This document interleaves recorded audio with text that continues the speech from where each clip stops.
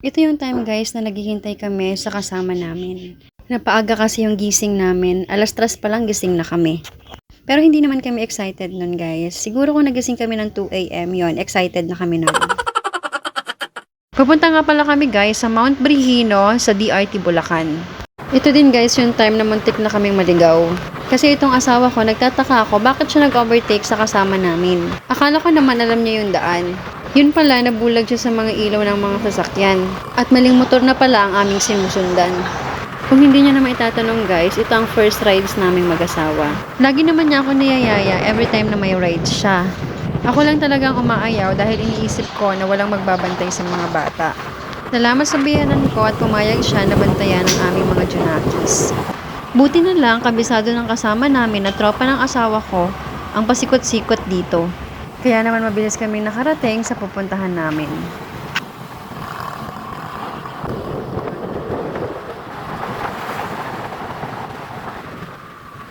At nakarating na nga kami dito sa DRT.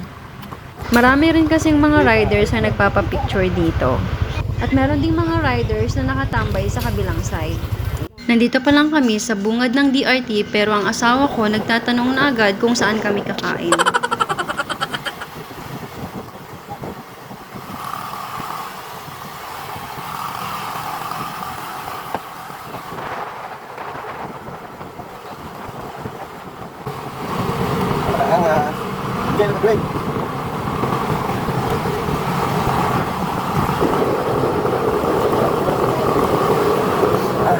Tuwang-tuwa naman talaga akong mag-video dito guys dahil ito ang first ride namin together, dapat may remembrance. Pinapatigil na nga ng asawa ko ang pag-video ko dahil baka daw malobat siya. Cellphone niya kasi ang gamit ko. Pero syempre ako masusunod.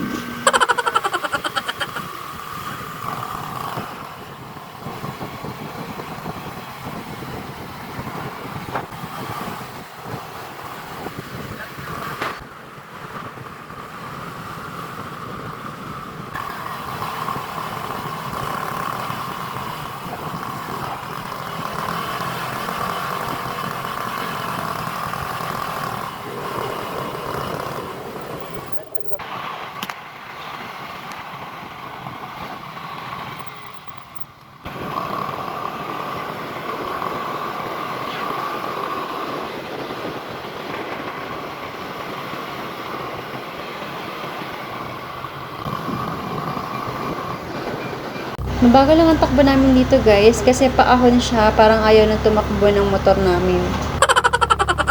Akala ko nga pabababain ako ng asawa ko kasi sobrang bagal. Nabaan ako dun, parang ayaw nung umakyat ang puta.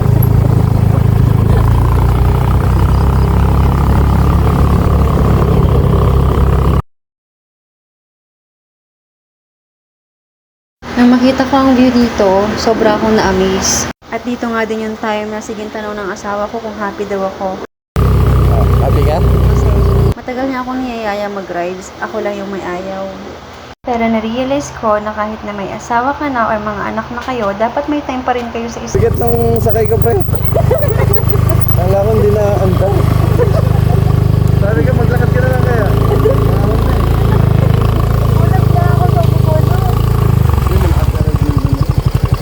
Sa akin, in-overtaken mo sila. In-overtaken natin sila sa unahan, no? Nakita ko sila, akala ko naman ako yung nagkamali. Sabi ko, wala tayong kasunod, duminto ka muna tayo. Sabi ko, Ano niya ito? mama ito, Say be. hi po.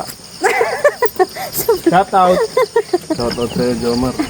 Oo nga. Sabi mo, shout out Jomar. Magaling lang? Kasa ba dyan? Dito pa rin yung party. Aakyat na kami sa entrance guys para bumili ng ticket.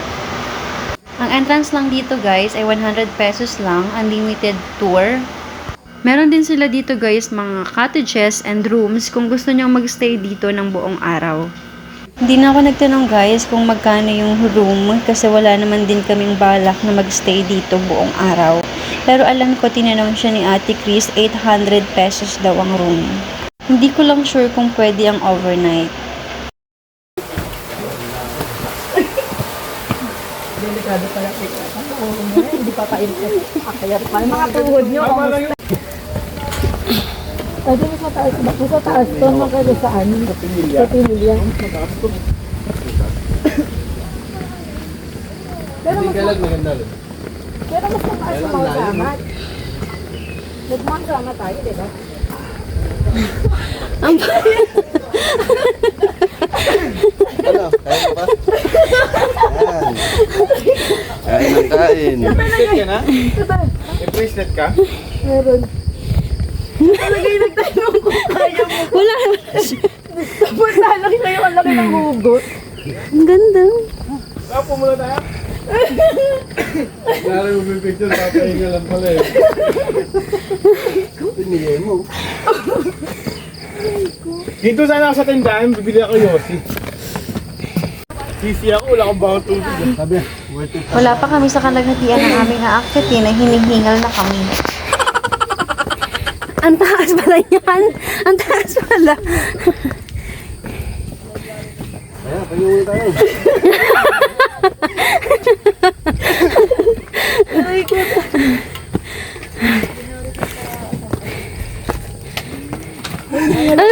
Tinitipid yung pagiging, oh. Sabi ko.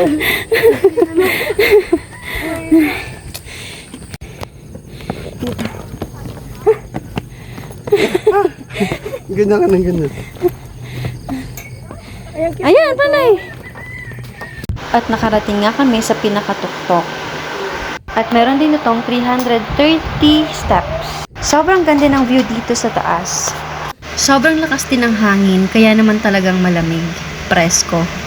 Yung mga puno, kung titingnan mo dito, parang drawing lang. Sobrang ganda talaga ng view dito. Kitang-kita mo lahat ng tanawin sa baba. Mas maganda talagang pumunta dito ng umaga para exercise na din.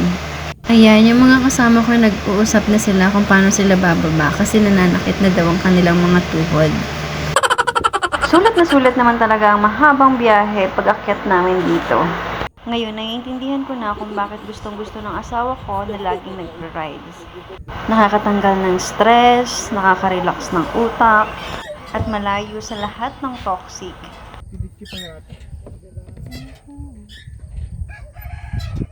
Ba't wala yung sa siko? Ha? Wala yung sa siko. Yun eh. Tuhod ko importante.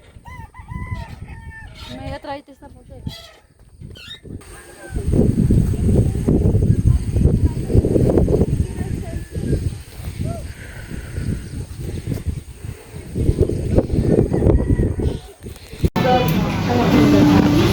Yung pang-bags mo para sa mga bata. Mga seryoso na sila. Gutom na kasi.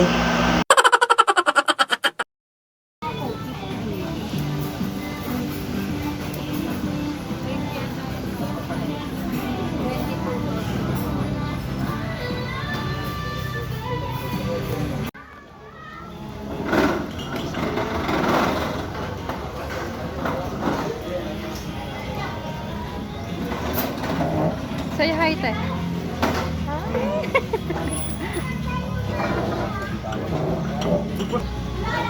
Tanong agad. Ganda, no?